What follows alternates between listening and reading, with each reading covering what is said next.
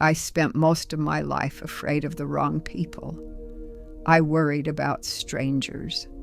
I locked my doors against thieves. I kept my guard up around competitors, around people who smiled too wide, around anyone who seemed like they might want something from me. But the deepest wounds I carry didn't come from any of them. They came from the people I loved, from the ones I trusted without question, from the family members who knew my weaknesses, and the friends who'd seen me cry. The worst betrayals of my life happened in silence, in small choices, in turned backs when I needed someone most. And I never saw them coming, because I was watching the wrong direction. My name is Margaret, though most people call me Maggie. I'm 72 now, and I live in a small house on the edge of Cedar Falls, Iowa. It's a quiet town, the kind where everyone knows your business whether you share it or not. I've lived here my whole life. I raised 3 children in this house. My husband died here 16 years ago on a Tuesday morning in late September. The light was golden through the kitchen windows. He just finished his coffee. For most of my adult life, I thought I knew what loyalty meant. I thought it was something you earned by being good to people, by showing up, by being the person others could count on. I was the one who brought casseroles when someone got sick. I was the one who babysat grandchildren, who drove neighbors to doctor appointments, who organized the church fundraisers and the neighborhood potlucks. I had a sister named Ellen, who was 3 years younger than me. We grew up sharing a bedroom, sharing clothes, sharing secrets. When our mother died, Ellen and I held each other and promised we'd never let anything come between us. I had a best friend named Carol who lived 2 streets over. We'd been friends since 3rd grade. We'd been bridesmaids in each other's weddings. We'd raised our children together, spending summer afternoons at the community pool while our kids splashed and screamed. And I had 3 children of my own. Daniel, my oldest, who became a lawyer in Des Moines. Sarah, my middle child, who stayed in Cedar Falls and taught at the elementary school. And Thomas, my youngest, who worked construction and never quite found his footing. These were my people, the ones I would have done anything for, the ones I believed would do anything for me. I think about trust a lot these days, how it's built so slowly, piece by piece, year after year, how it requires 1,000 small acts of showing up, of keeping promises, of being there when it's inconvenient. I gave that kind of trust freely, maybe too freely. When Ellen's husband left her, I let her move in with me for 6 months. I listened to her cry every night. I helped her find a lawyer, helped her figure out her finances, helped her start over. When Carol's son got in trouble with drugs, I didn't judge. I sat with her in hospital waiting rooms. I drove her to Al-Anon meetings when she was too shaken to drive herself. When my children needed help, I gave it. Daniel needed money for law school. I took out a second mortgage. Sarah needed childcare when her marriage was falling apart. I watched my grandchildren every day for 2 years. Thomas needed a place to stay when his girlfriend kicked him out. He slept in my guest room for 18 months. I never asked for anything in return. That wasn't how I was raised. You helped family. You helped friends. You didn't keep score. But somewhere along the way, I stopped noticing that the giving only went one direction. I told myself it didn't matter. I told myself that love wasn't transactional, that being needed was enough, that my reward was in knowing I'd made a difference. And I believed it. I really did. The first crack appeared when my husband died. It was small, so small I almost missed it. Ellen came to the funeral. She cried. She hugged me. But when the service ended and everyone went back to my house for the reception, she left early. She said she had a headache. I understood. Grief is hard, but she didn't call the next day or the day after that. A week passed. Then 2 weeks. I finally called her. "I've just been so busy," she said. Her voice sounded distant, distracted. "You know how it is." I didn't, actually. When she'd lost her husband, I'd called her every single day for 3 months. But I didn't say that. I said, "Of course, I understand." Carol came by once, the day after the funeral. She brought a lasagna and stayed for 20 minutes. "I'm here if you need anything," she said. Then she stopped returning my calls. My children were busy too. Daniel had a big case. Sarah had the kids. Thomas was working long hours. Everyone had reasons, good reasons, and I accepted them. Because what else could I do? I was the one who was supposed to be strong, the one who held everything together, the one who didn't complain. So I didn't complain. I cleaned out my husband's closet by myself. I sorted through 50 years of shared memories alone. I learned to cook for one, to sleep in an empty bed, to wake up to silence, and I told myself it was fine. They were busy. They had their own lives. This was just how things were. The second crack came 2 years later. I needed surgery on my knee. Nothing major, but I wouldn't be able to drive for a few weeks afterward. I called Sarah first. "Mom, I wish I could help, but the kids have school and I'm swamped at work. Can you hire someone?" I called Ellen. "I'm traveling for work that week. Bad timing. Sorry." I called Thomas. "I'm on a job in Omaha. Won't be back for a month." Carol didn't answer when I called. I hired a home health aide, a kind woman named Rosa who didn't know me at all. She drove me to follow-up appointments. She helped me shower. She made me lunch, and I paid her $25 an hour. The people I'd spent my whole life helping were too busy. But I still didn't let myself feel angry. I made excuses for them. Sarah really was busy. Ellen's job required travel. Thomas went where the work was. It wasn't their fault. I was being needy, unreasonable. I should be more independent. The third crack came when I fell. It was winter 3 years ago. I slipped on ice in my driveway and broke my wrist. I called Sarah from the emergency room. "Oh no, Mom, do you need me to come?" Her voice had that edge, the one that said, "Please say no." "No," I said, "I'm fine. They're going to cast it and send me home." "Okay. Well, keep me posted." She didn't come. Ellen sent a text. "Hope you feel better soon." Thomas didn't respond at all.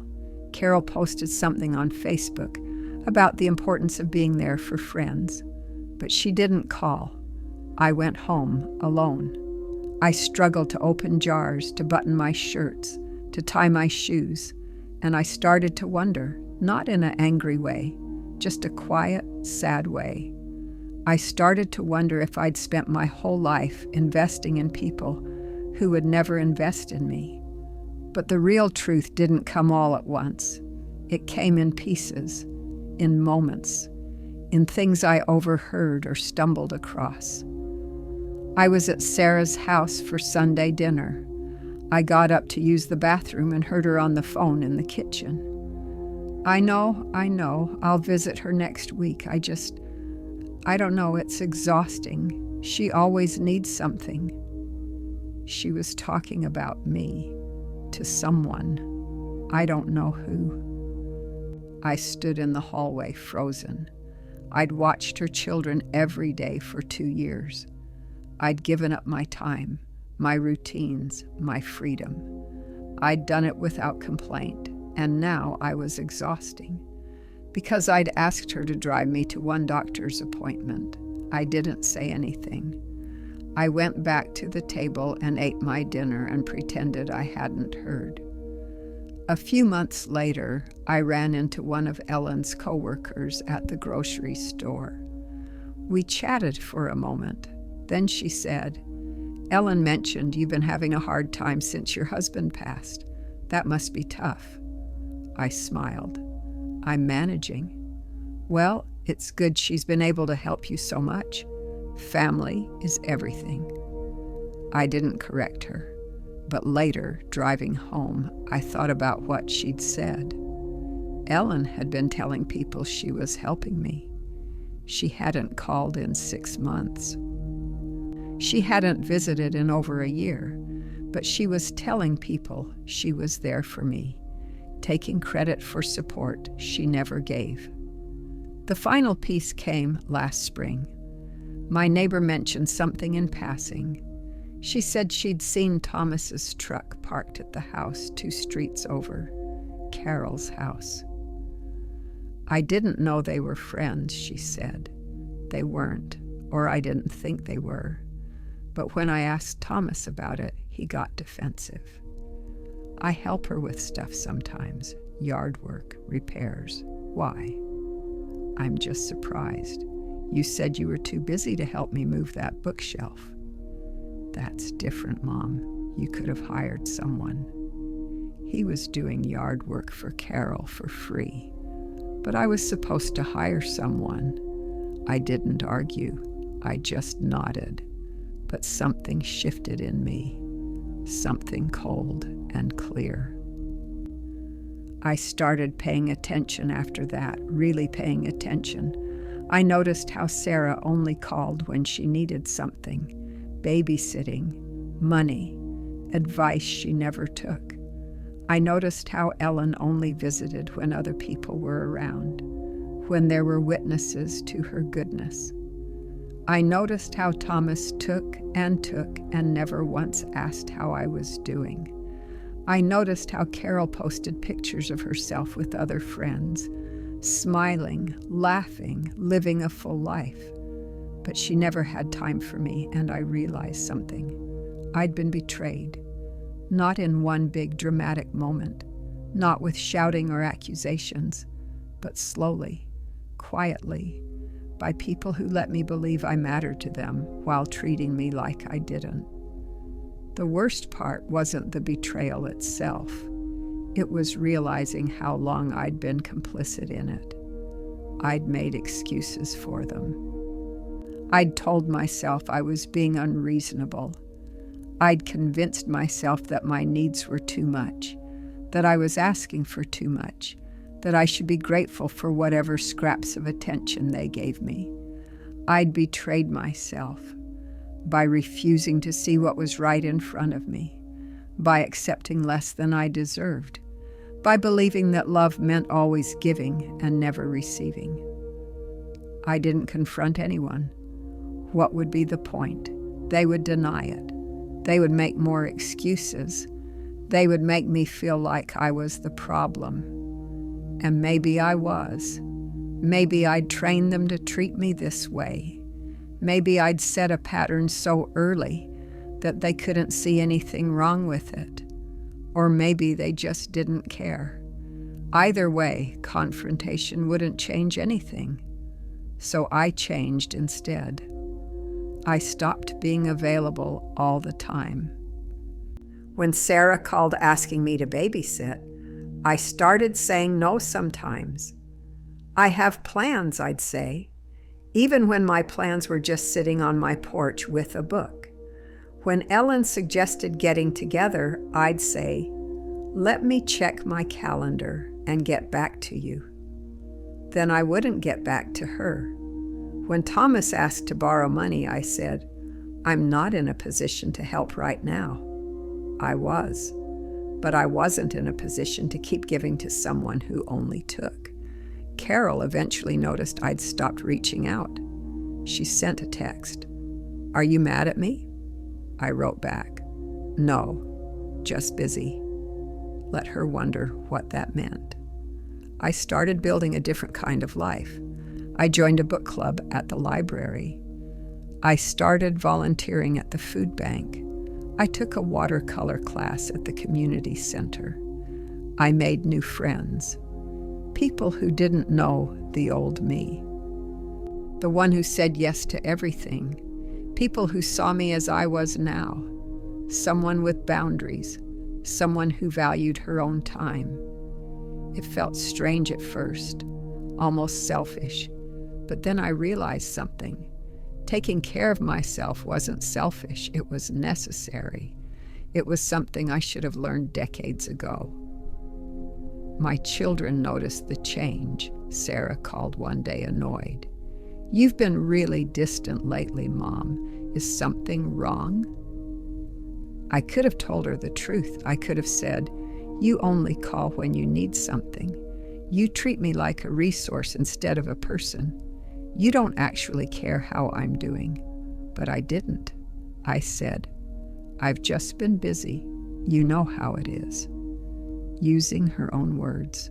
There was a long silence. Then she said, "Okay, well, I guess I'll talk to you later."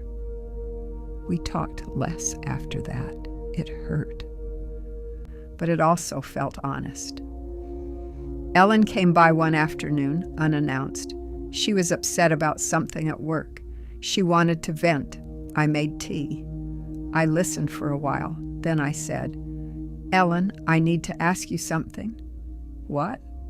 "Do you remember when I broke my wrist and I was recovering alone?" She frowned. "I was traveling for work, Maggie, I told you." "I know. But do you remember when your husband left and I let you live here for 6 months?" Her face changed. "What does that have to do with anything?"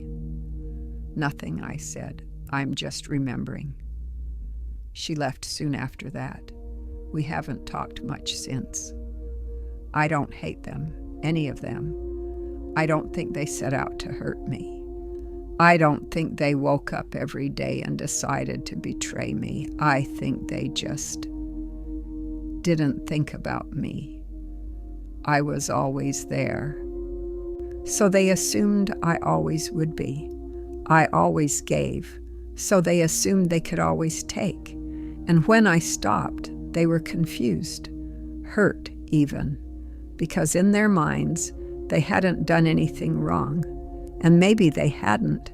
Maybe the problem was that I'd never told them what I needed, never set boundaries, never asked for reciprocity. Maybe I'd taught them to treat me exactly the way they did, but that doesn't make it hurt less. I think about betrayal differently now. I used to think it was something dramatic, something intentional. I thought it looked like affairs and stolen money and lies. But the deepest betrayals are quieter than that. They look like someone not showing up, like phone calls that are never returned, like love that only flows one direction, like realizing you've spent years being loyal to people who wouldn't do the same for you. I'm okay now, more than okay, really. I have a life that feels like mine. I have friends who care. I have routines that bring me peace. I still see my children sometimes. We have dinners. We exchange pleasantries. But I don't depend on them anymore. I don't wait for them to call. I don't hope for them to notice. I've let go of the fantasy that they'll become the people I needed them to be. And in letting go, I've found something I didn't expect. Freedom. Freedom from resentment, from disappointment, from the endless cycle of giving and hoping and being let down. I've learned that love doesn't have to hurt this much, that relationships can be honest without being cruel, that walking away isn't the same as giving up. Sometimes it's just choosing yourself. The house is quiet tonight. I made myself dinner. I watched the sun set over the cornfields. I sat on my porch and listened to the crickets. And I thought about all the years I spent afraid of strangers, when the real danger was always closer than that. It was in the people I trusted most, the ones who knew exactly how to hurt me. Because I'd shown them, I'd given them everything, and they'd taken it all, not with malice, just with indifference. I don't know if they think about me the way I think about them. I don't know if they realize what they lost when I stopped being available. I don't know if they feel guilty or sad, or if they feel anything at all. And I've realized that it doesn't matter. Their feelings aren't my responsibility. They never were. If you're reading this or listening to this, maybe you know what I'm talking about. Maybe you felt it too. That slow, creeping realization that the people you loved most didn't love you the same way, that you were always the one reaching out, the one making plans, the one showing up, and when you stopped, everything just fell apart. It's a lonely feeling, but it's also clarifying, because once you see it, you can't unsee it. And once you know your worth, you can't pretend you don't. Some betrayals don't come from enemies. They come from the people who were supposed to protect you, the ones who knew your heart and didn't handle it carefully, the ones who took your love for granted until you stopped giving it. And the hardest part is that they probably didn't even realize what they were doing. They probably still don't, but you do, and that knowledge changes everything. I'm 72 years old. I've lived long enough to know that not everyone deserves access to you. That loyalty is a gift, not an obligation. That you can love people from a distance, and that sometimes the bravest thing you can do is walk away from people who don't value you, even when they're family, even when they're people you've known your whole life, even when it breaks your heart. So I'm asking you now, have you ever been hurt by someone you trusted the most? Someone who should have protected you, but didn't? Do you think betrayal hurts more when it comes quietly, in small moments, in silence? I'd like to know. Because I think we carry these stories alone for too long. We think we're the only ones, but we're not.